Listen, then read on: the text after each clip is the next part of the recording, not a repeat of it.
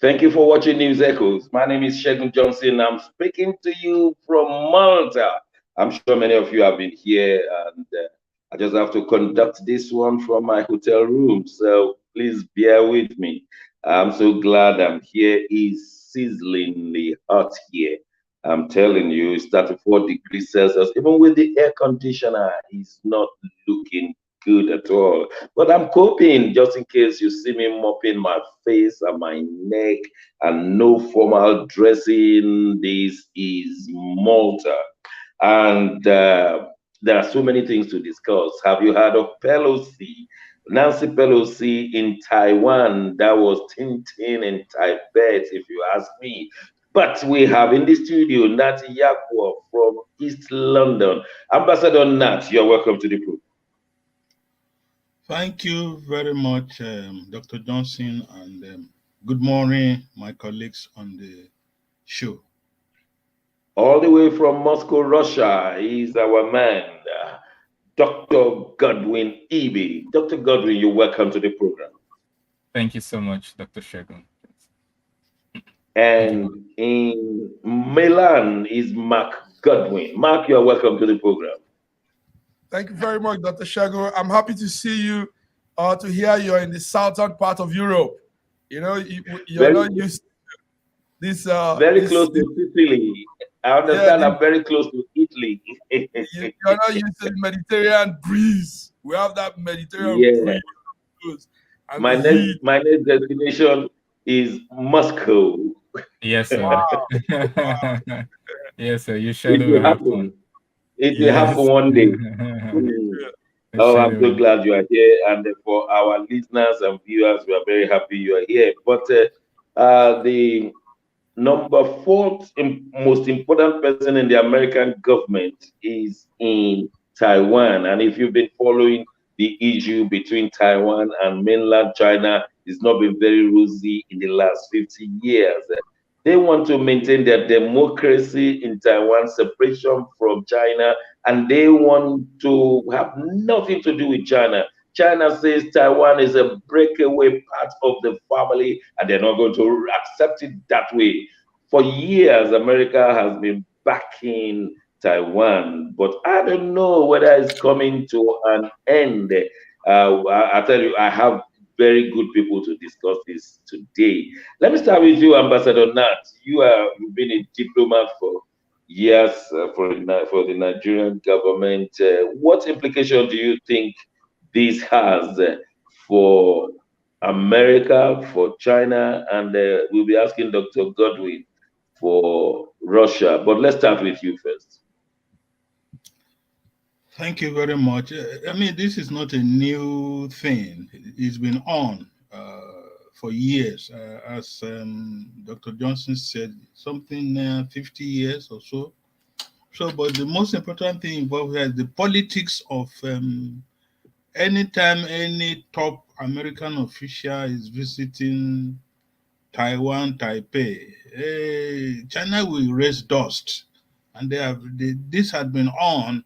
So I don't think this is issues that will erupt at the moment and then settle immediately. Nancy Pelosi is no longer in Taiwan. The politics will take over again.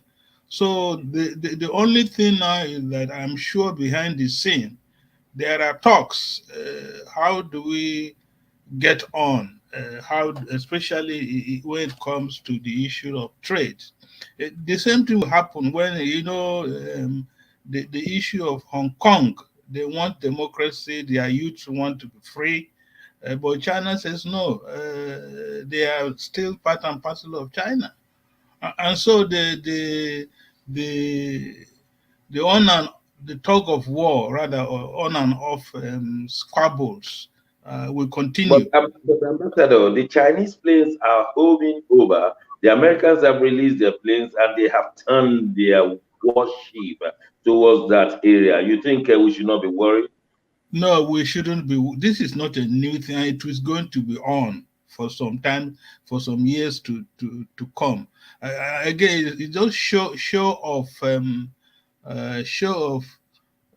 diplomacy, I'll call it. Is it because so many things happen behind the scene that we never get to hear about? President Biden and the vice president and the man in charge of the Senate in the US, they knew that there was an uproar when Nancy Pelosi goes to Taiwan and they visit Taipei, and so they knew that she can still go there. There will be a lot of talk, but it doesn't really change anything that much. I have one more question for you. Yes. There is a midterm election coming up in America. The economy is not doing well at all. In fact, second quarter of negative productivity, and many people call it recession in US. And US citizens, they vote only on two issues. They vote on economy and they vote on the strength of their country.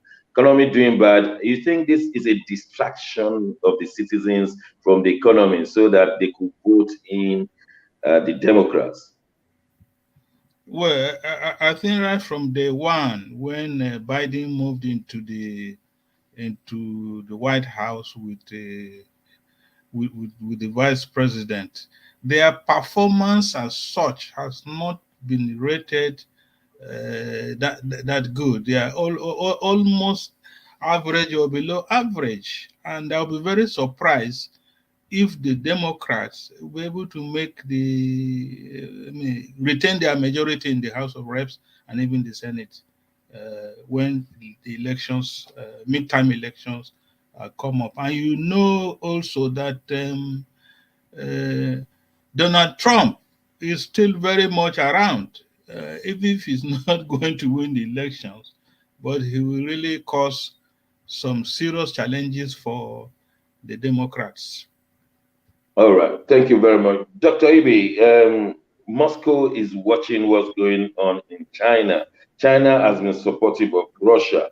Do you think, what game do you think America is playing? They're still supporting Zelensky of Ukraine and causing challenges, headache for Russia. And now they've gone to China. How many could they chew? And what's the position of Russia over this Pelosi visit to Taiwan?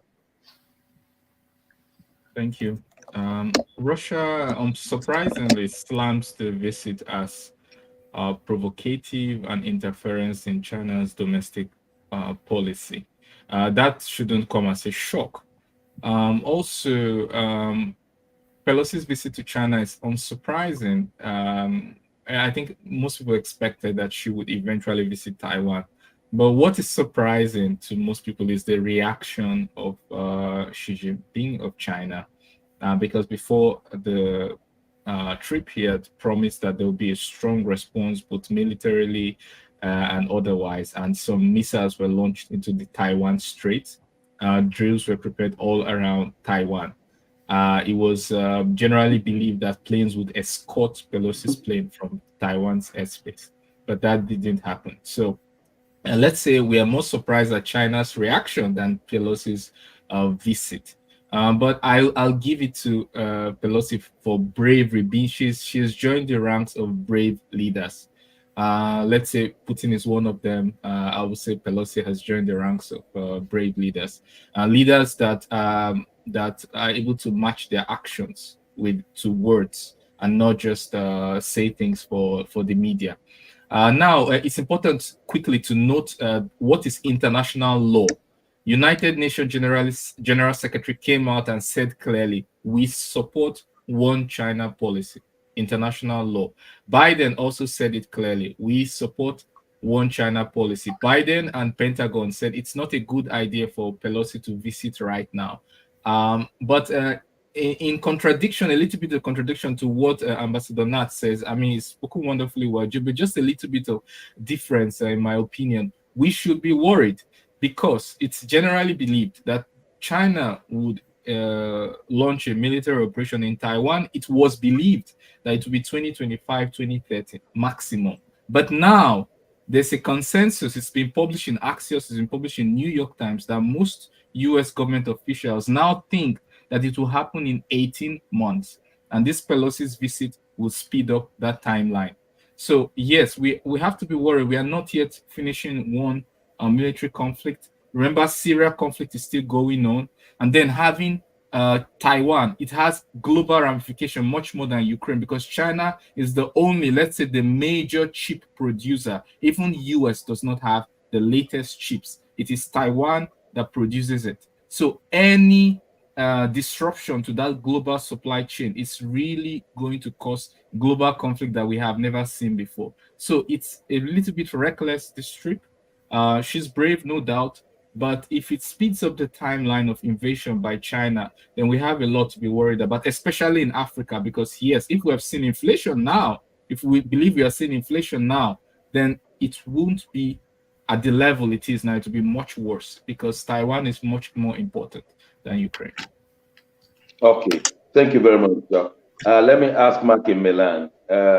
Firstly, Nancy Pelosi belonged to the legislature, so I know it's part of the government, but it's not the executive of the United States. What game is America playing by sending the head of the, if in fact the speaker, not the head of the Congress, it's just sending the speaker? What game are they playing? And then secondly, what's the reaction from Europe? Yes, thank you very much, Dr. Shagun. Well, as at yesterday, the information we got is it's a personal decision by Nancy Pelosi. The White House said she has the right to, as a lawmaker. So it's not really a government-backed decision. Dr. Ibe said that. Personally, the president doesn't believe in that that movement. Yes, the U.S. Democrat Nancy Pelosi met with the Taiwanese president, despite very sharp warning from China. We are also monitoring from Europe. Europeans are looking at it as, well, some European prime minister said it's her decision. If she's doing this, she says she's doing this to praise the Taiwanese people, that they've been very resilient. And she's also doing this to kind of create a more ironclad relationship with Taiwan and America, like she said. And I don't see why China is making a fuse about this. I mean, how come humanity cannot have relationship among themselves again because of diplomacy? I mean, where are we taking this diplomacy thing to? You know, it's becoming too. Well, the Chinese are not seeing it that way. The speaker, Yeah. if she had not been the speaker, if she had gone to Taiwan, nobody would have given her coverage. So nobody should give me that one. Nobody. The speaker is there on the ground of she's the speaker. If they touch her, then they will know that there will be war. But so I mean, we have to be very clear. The speaker is still the speaker, and no matter how personal a visit has been, it is an official visit. And so let's get that one clear. But then, what can we say? Will you call it a distraction from the bad economic policies that do? Yes, sir. That's more like it. Looking from the angle of the media, the press, and all these things, it's they are talking on very minor thing, leaving major issue that is facing America now. America is hitting recession, and a lot of problems still going on. The president is also not very strong. He's going back and forth with the COVID illness. And there are many things to talk about to begin to look into a woman visiting a country. And I think the United States has to start looking inwards. since the exit of Obama from the presidency, we have been having this 70-something-year-old and 70-something. Pelosi is 80-year plus old. Biden is 70-something-year-old. Donald Trump is 70-something-year-old. I mean, Biden is falling off his bicycle and things like that. I think it's starting to get another age of Obama in, another age of Kennedy. I think there is a place to be a place for the younger body, or what do you say? Yes. Well, I somehow Trump said last time that that they are not even old enough because Trump also is still planning to make a comeback. So he's saying the old age thing starts from. He said 80 is just the beginning of the life. That was his own. Well, that So in his own opinion. Well, let's move on. And I still want to ask you one more question. England won the Euro 2022 Women's Championship. Football yeah, has come home. I'm sorry for Germans. I'm sorry for Italians. I'm sorry for the French. But England has won. And I'm not just making anything out of it because I live in England. I'm just being humble about it. They collected the gold, and I'm very humble. And we're not rubbing it in your face. And so, how are you taking it in Europe? yes. Oh, Doc, it's a hot one. England won the Euro 2022. The Lioness, like we call them, they celebrate. The celebration was even more than the game itself. They celebrated. They made it look like this is the greatest thing that has happened for a long time. And but what can we say? We have to tag along with the champion. The Lioness are the champion. They beat Germans 2-1 in the extra time, and the Queen has praised them. Europeans said somehow the game wasn't a very, it was a rough game. It wasn't as Made rough by the German girls. Made rough by the German girls. you said this because you're Englishman too. We we saw Okay, maybe let me ask Ambassador Nat in England. Ambassador Nat, you live in England, and since 1966, England has not received any trophy, any serious silverware from football involving the whole of Europe. How is England feeling on this occasion? Well, it's a welcome development, and maybe it came in at the right time, even compared with the weather. The weather has done so much damage. The economy, the prices hurting everybody. So the cup coming in temporarily, cool down the temperature, which, but honestly speaking, I think the English girls, the Lionesses, did very well, even though there have been whispers now that there was some level of cheating in the game.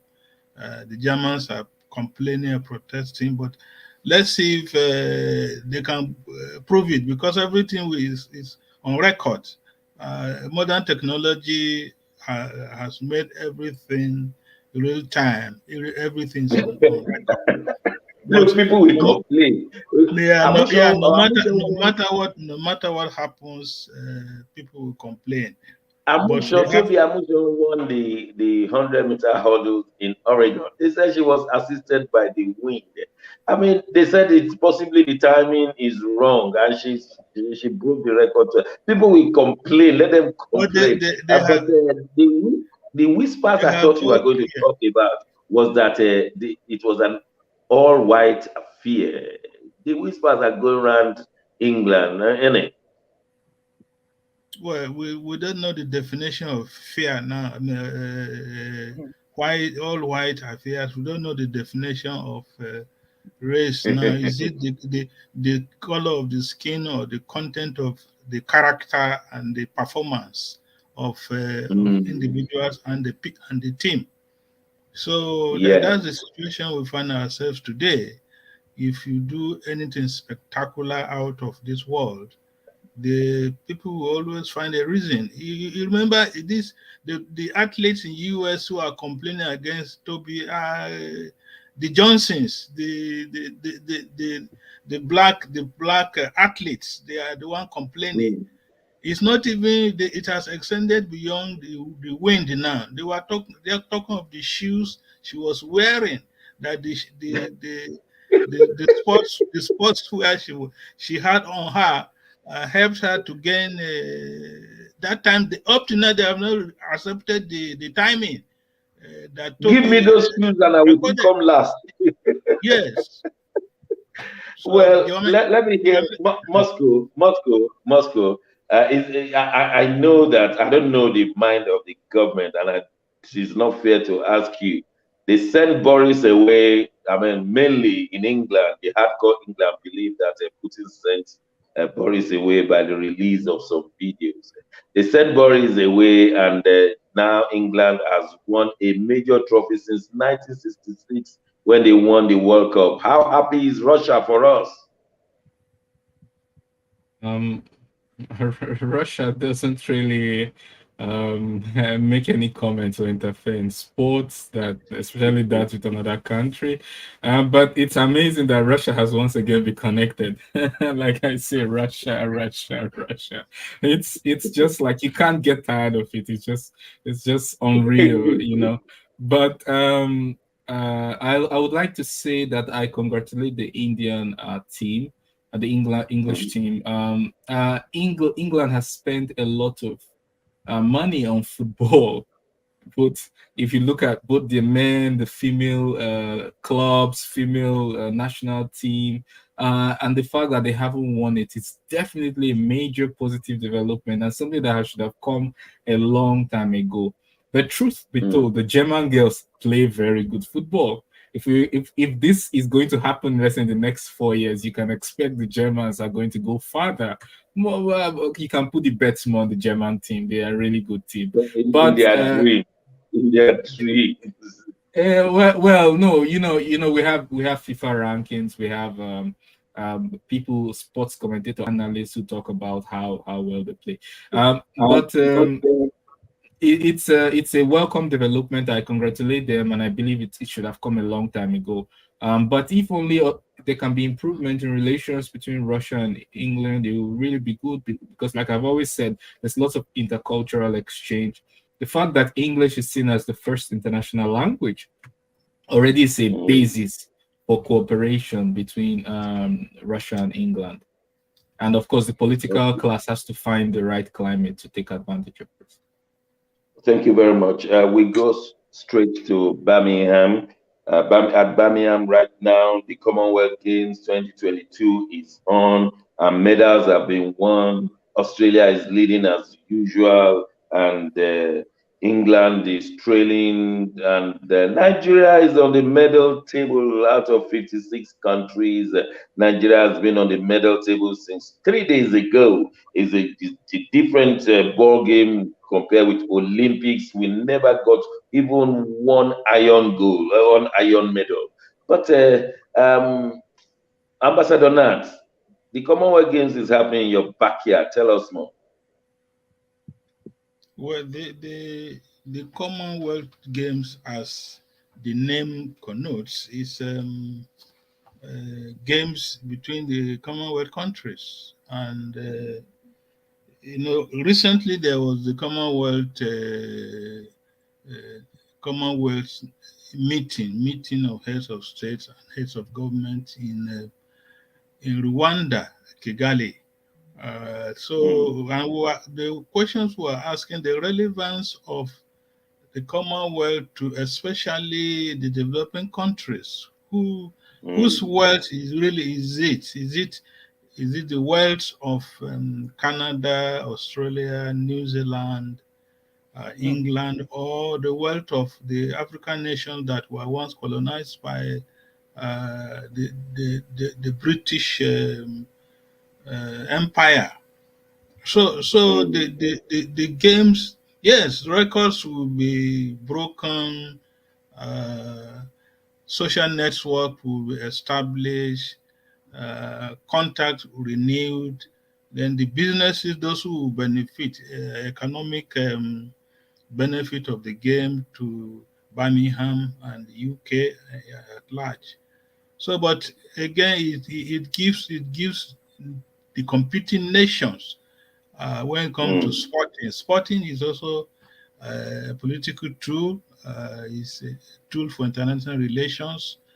It serves many purposes depending upon what are your set foreign also has a But the administration so far so in the good. place. No, surprisingly again, Nigeria, we didn't really plan for these games. These athletes that these athletes, sportsmen and women that are performing and winning goals, especially in Nigeria, it's on their own efforts. The government didn't put anything into their preparations. And embarrassing again, our sports kits are yet to arrive. Wow. We had to place order It's for kits in Birmingham 2 or 3 days ago. You always remember it's the always other the time same story. the other time in the Olympics, I don't know where it was, our athletes washing their jerseys at night to use the following morning. It's always the same story again and again. Mark in Milan. Nigeria is not doing badly. 3 gold, 1 silver, 4 bronze, eight medals entirely, along with Malaysia having 2 silver, therefore beating us from the 9th position to the 10th position. Nigeria is not doing badly. We have not yet got to the field and tracks where we are very good. What do you say? Yes, we're not doing badly at all. And like Dr. Ambassador Nat said, these are just self achievement, self progress, the team, self efforts, yes. And we've not come to the tracks exactly. We are hoping to make more medals when it's track, because we have that Nigerian fastest runner, the man Ashi. Ashi is very good. We also have um, as at this yesterday evening, there was the girl that took for us on weightlifting. Now there are also a pre-event to the major event, and those pre-event, those heats and pre-events, the Nigerians are doing very well there. So we are hoping to get more medals as time goes on. Probably will come top for Africa. And today there will be more heats and some more finals. And by the end of today, the medals will be added up more. So very good efforts the Nigerian team is making. Very good work. Yes. Dr. Ire, your country is doing very well, and I've watched a few hits yesterday, 100 meters men, women, and Nigerians are qualifying in their quantum. I mean, if they don't qualify between the first 2, they will qualify by time. And so, of course, there's still the heats and semifinals will start from today. I mean, there's something for us to cheer about, albeit self-effort. What do you say? Self. Point of correction, my country is not doing well. My country people are doing well. It's not a national. My country isn't doing well in sports, but my fellow country people are making waves in sports. It's not. Okay, good. Yes, maybe we should start calling them by their names rather than their country, because it's shameful, these things we are saying on air. We wouldn't naturally like to wash our dirty clothes in public if it wasn't so bad and very difficult to hide. And if it wasn't because we really need to draw attention to this so that we can not miss the opportunity in the future. There are many means wherever we found these people, there are more of them there. There are more people like that there. We need to get them out, support them, and bring them to the limelight. Like I said in the last program, I won't be shocked if the Minister of Sports decides to travel to Liberia to give a speech on how well to manage By the sport way, in he's in Birmingham right now. He's in Birmingham, and for the first time, he met Yes, I heard about that. That is the Golden Girl. Yes, I know about that. That is not commendable at all. It's like medicine after death. You're meeting her to congratulate. You shouldn't congratulate her. You should support her to the victory. Your job is not to congratulate her. His job is to support her to the victory and let others congratulate her. And also congratulate the sports department, because it will be their victory. It will be the result of their labor. Their duty is not to congratulate. It's not what anybody elected them in office to congratulate. So it's a failure for Nigeria, whether he travels to Birmingham 100 times. And we should understand that there are more talents where these talents came from. We need to create the right environment to foster their development, so that, and also to build up on what Ambassador Nat said, Commonwealth Games, but is the wealth common? Mhm. Are we really done with colonialism, or it's been replaced with neo-colonialism? If we look at the division and distribution of wealth, if we look at division and distribution of education, if we look at the distribution of telecommunication and the distribution of infrastructure, have we really overcome colonialism, or it's been replaced by neo-colonialism? So it's a very important question, which I think we should ponder. I think we all know the answer, definitely. We may not like to say it on air, but it's not the fault of the British that we can say the wealth isn't so common. It's also the fault of our leaders. It's the fault of many of us who have tolerated their leadership. And I hope that we will work together to make sure the right people lead us, the right people take us where we are, so that this Commonwealth we can really say the wealth is common, and we are really done with colonialism once and for all. Thank you very much. I think network has slight issues here. So, but anyway, Yes. we're going to break now. Yes, Dr. Shagun will join. We're going to break now. Thank you very much, Dr. Ibe. Thank you very much, Ambassador Nat.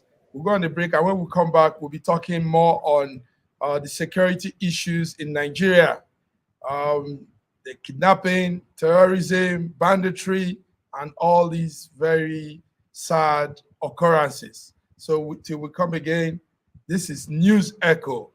I'm Mark Godwin Iweajua. Thank you.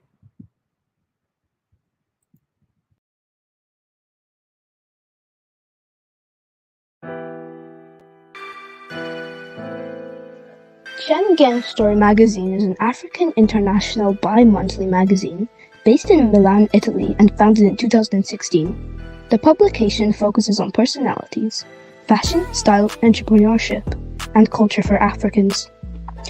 Though articles on food, movies, fitness, music, travel, sports, technology, and books are also featured.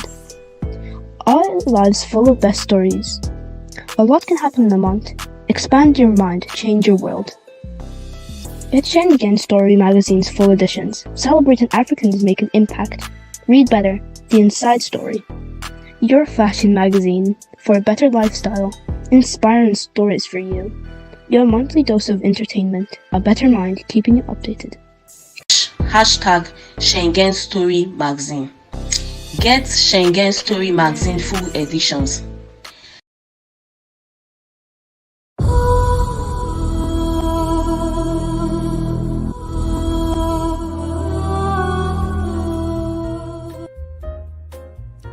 When I wrote the book, The Final Solution, the Lord gave me some things in the spirit realm to see going to happen here. And that is why you need to get a copy of this book, not because of the purchase, but because of the contents.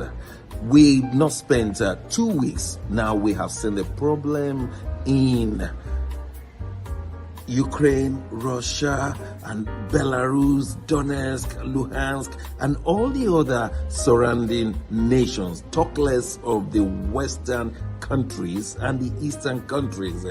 We want to pray that this stops where it is. Some people are even imagining a third world war. I pray that there'll be no third world war, but we need to know the solution to all of these problems, and they are well packaged in that book, The Final Solution. The amount of money is next to nothing. Go to Amazon and buy this book. Go to the Kindle, go to KDP and buy this book. It's very important. So it is in Amazon and Kindle. And of course you can purchase the paperback, but it's not about the money. It's about the content, to have solution to Ukraine, to Russia, to the West, to the East, and indeed all parts of the world. Do get a copy and let's start operating the solution of God to our time.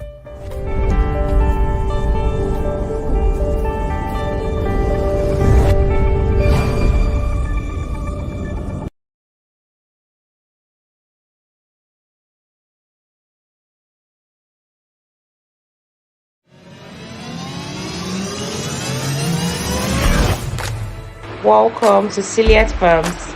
In Ciliate Farms, we actually engage in growing live catfishes at different sizes, from the fingerlings up to the size of maturity.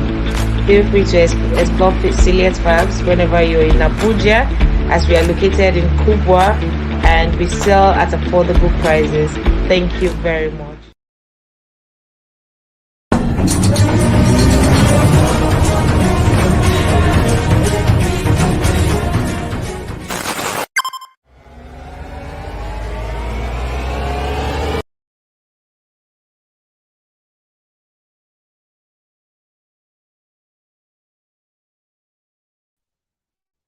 Welcome back to News Echoes.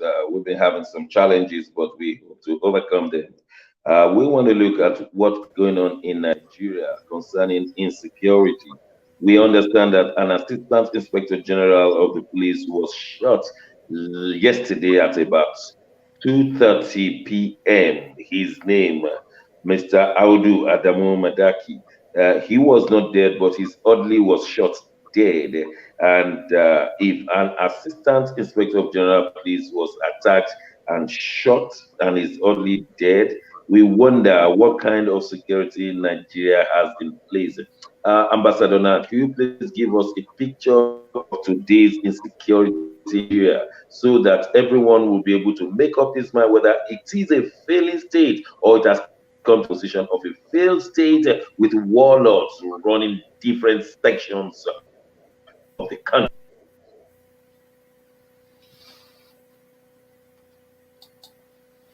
Okay. Are you hearing me? Yes, Hello? Can. Yes, we can. Yes, we can. Go ahead, Ambassador. Okay. You see, the security challenges we are facing in Nigeria today is historical in nature. It didn't start yesterday. It didn't start today. Let's even put it up to 1999 to date, or 2015 to date. We have gradually, on daily basis, seen that the non-state actors have taken over providing security in Nigeria for the government and for the citizens.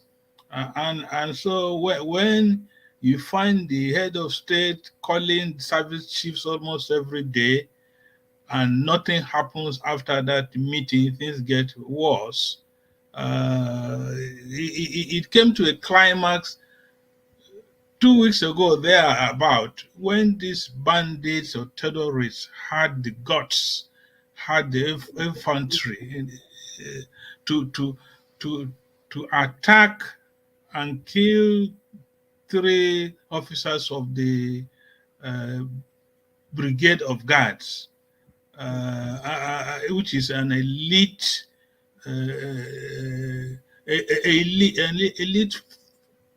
security outfit that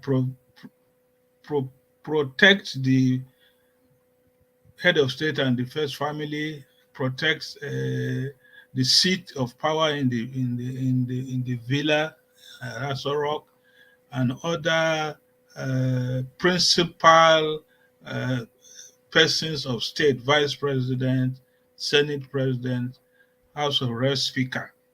But again, the security has not improved. Just that last week, after the attack of the Brigade of Guards, there was just another attack. Soldiers at a checkpoint in Zuba, just a few kilometers to the villa, to the seat of power. When the government keeps coming out saying the same thing on, and there is no change. The terrorists are becoming bolder every day. They still have 35 of the Kaduna no, Abuja Kaduna train captives. They will still have 35 with them. And in fact, the terrorists are dictating. They are negotiating more of a stronger point than the federal government. So here we are, federal government of Nigeria. We keep talking of giant of Africa. We keep talking of we have maybe the largest military. I don't know what the strength of the South African army will be, but really the government have not been able to provide security for themselves, not to talk of their constitutional responsibility of protecting lives and property of Nigerians. Thank you very much, Dr. Ambassador Nat. It's a serious issue. Somebody just wrote here, a guest that is following us said, Fiona Akuno says, yes, bandits will only have this kind of effrontery when they feel the bulldog is toothless. Dr. Ibe, it's also, what does this mean? Are we not also making these bandits have more arms by paying for ransom? Are we not enriching them and making their business grow more? This ransom are being paid, because like Ambassador now just said, the men that were released were not released for free. Money has changed hands. And when this money gets into these people's hands, it's to foster their organization. So what is happening? Why? What's the problem here?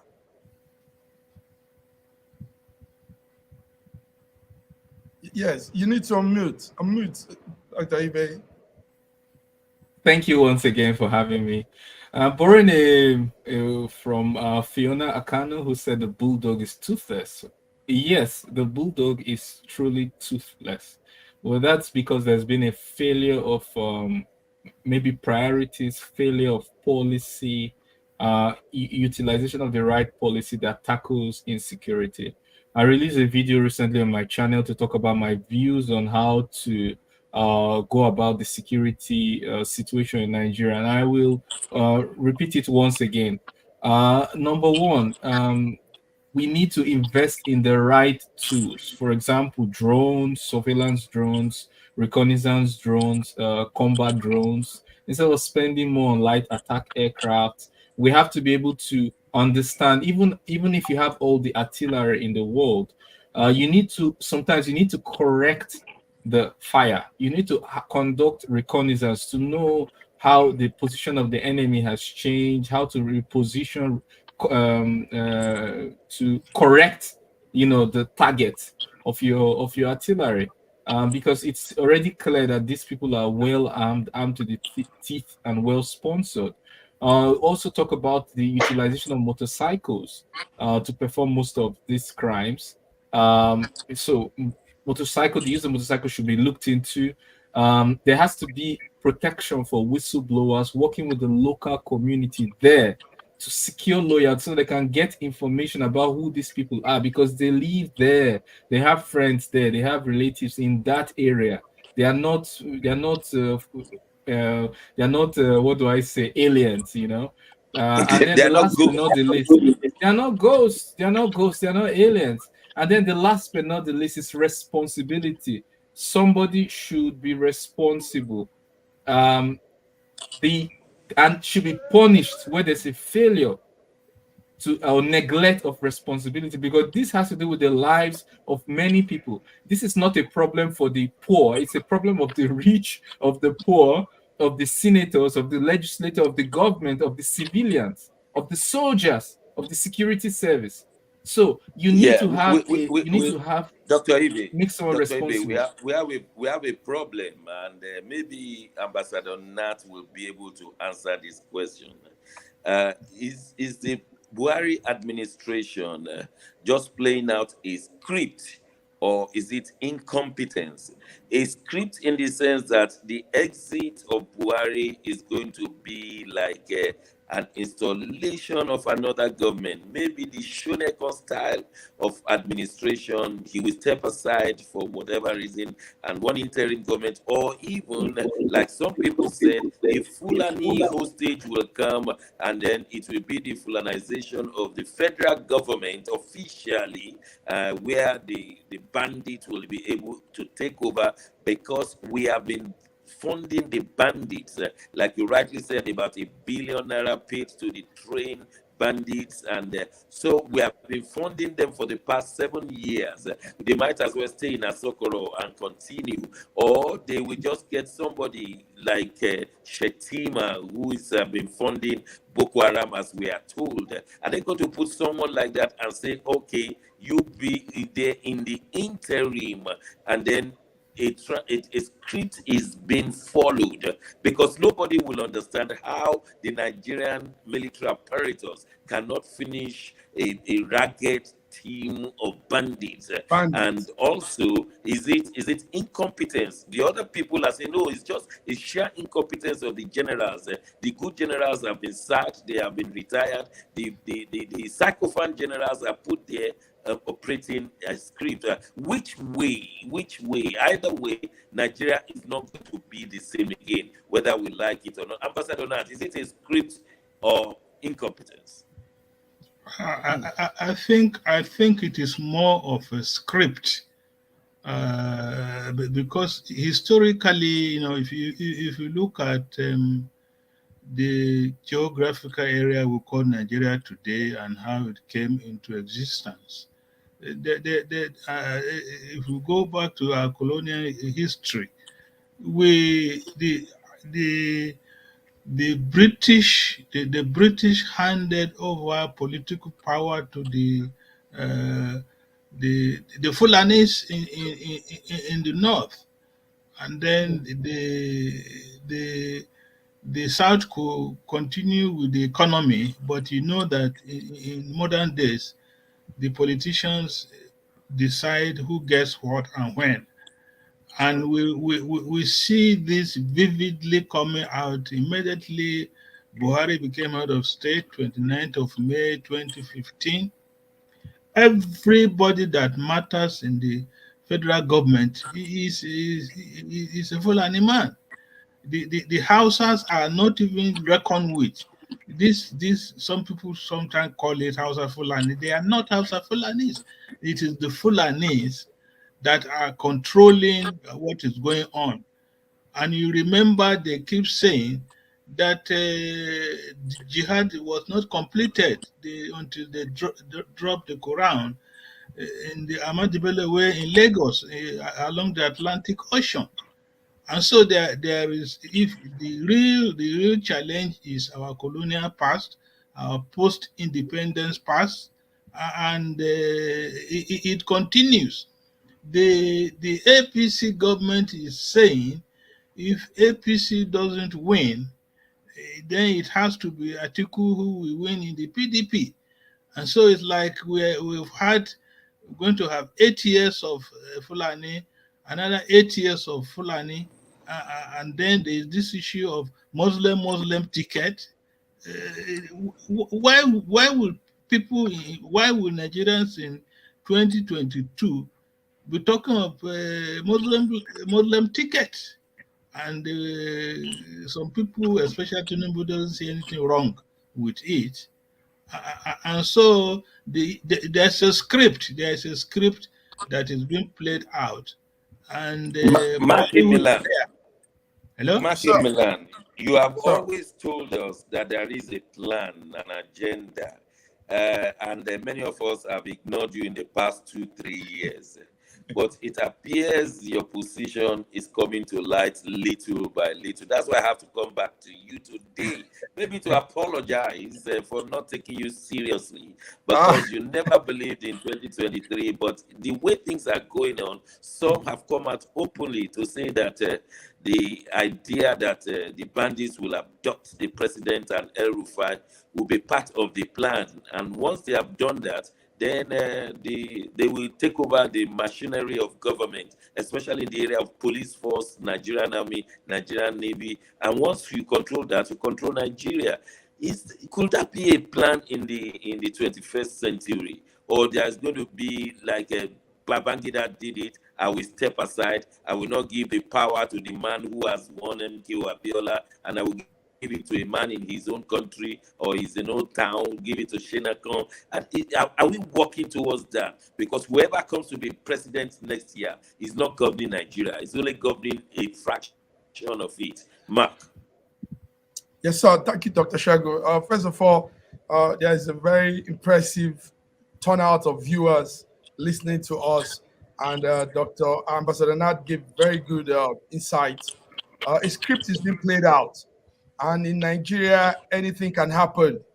Nigeria is a place where I think that somehow they've studied the nature of Nigerians. They know we can't. They are helpless. You know, something will happen, and give a timeline of 2 weeks, and it's nobody does anything again. That action, that occurrence just fades out.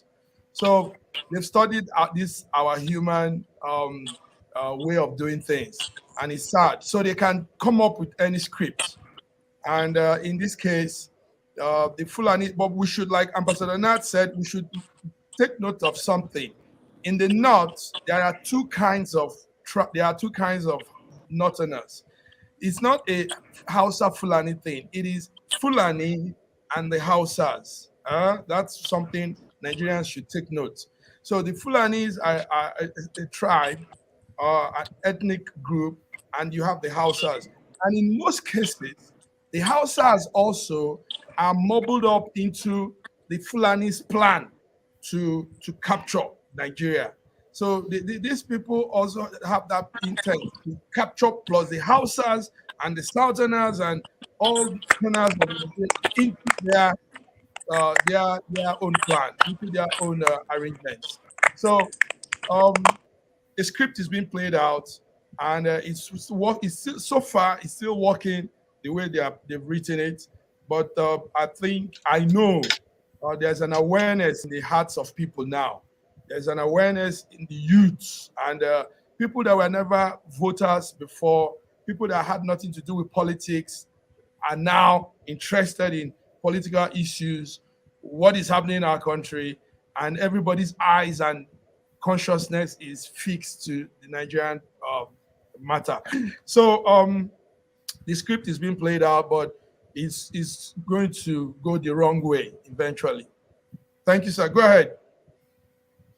Yes, you need to unmute, Dr. Shagun. Dr. Shagun, you need to unmute. We can't hear you. Okay. Anyway, yes, there are comments coming in from different corners, a whole lot of comments. Efosa Charles is saying that Buhari is actually playing according to their plan. So, Dr. Ibe, what is this plan again? Like Dr. Shagun asked me, what is the plan? If there is a plan, they are playing out. What will you say is the plan? Honestly, I don't care about their plan. Who cares what their plan is? What matters is if the people are able to install the person they want in the government in 2023. That's all that matters. And the only way to get it, the only way to know is to know if what we see in the public today, the general perception of people and who they want to be in power in 2023, if that person enters power, then we know that the system, the machinery for election worked. If it doesn't happen, then we know that there was foul play in the machinery of the voting process, the election process, and all of that. That's the only litmus paper. Whether they jump here, they go here, it doesn't matter to anybody. Because when that person comes in, that person now needs to set things right, put in diversity in everywhere, from the military to the civilian infrastructure to the institutions. There's enough diversity to go around. We have intelligent Fulanis, we have intelligent Hausa people, we have intelligent Yorubas, intelligent Igbos, intelligent South. Pick talents from everywhere, let them be in the right position. People who have Nigeria's best interest at heart, not the chameleons that have changed parties so many times from ABC to PDP and now to Labour Party, all because they are following trend, any trend they see. Yeah. But people who have their positions, their principles have never changed, come what may, irrespective of the political party. You need to look at those people and their capability, because those people are really mean what they say. Their track record proves it. And once we're able to get the right person in power, then everything will begin to solve itself little by little. It's also important to know that the voter registration, the PVCs we've seen so far, is a little bit encouraging, but we would like to see more representation, especially in the southeast, southwest.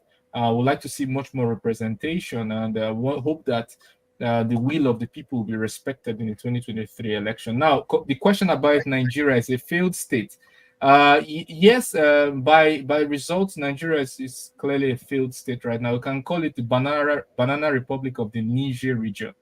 That's what it looks like right now than a real organized country. Thank you very much. Ambassador Nat, there's a viewer here that is saying, he says, Ado Aliru and Bello Taju, are they mightier than the Nigerian army? Are they mightier than the Air Force, the Navy, the police, the DSS, DIA, DMA, all combined? Ambassador Nat, do you want to answer that question for a viewer there? Do you understand what he's asking? Oh, yeah, I know what he's asking. Okay, thank you very much. The first one, the Ado Alero, is the kingpin terrorist that was banned in Zamfara State. He's a wanted person in Kaduna State. He ran into Zamfara State. He's now the Surikin Fulani. That is the head of the bandits. Then the Bello Tuji is also a kingpin of bandits. And strictly speaking, the military really has not been able to do much in fighting banditry, terrorism, and all what not, because the military was not trained and prepared for this type of guerrilla warfare, which they have now even taken to the seat of power. They are at our doors, knocking on the villa, knocking on the government officials, killing Assistant Inspector General of Police. So it seems to me that our armed forces combined have failed.